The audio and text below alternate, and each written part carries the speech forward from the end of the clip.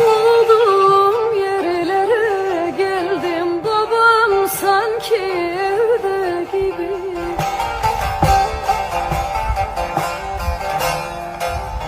Derin bir fikre daldım babam sanki evde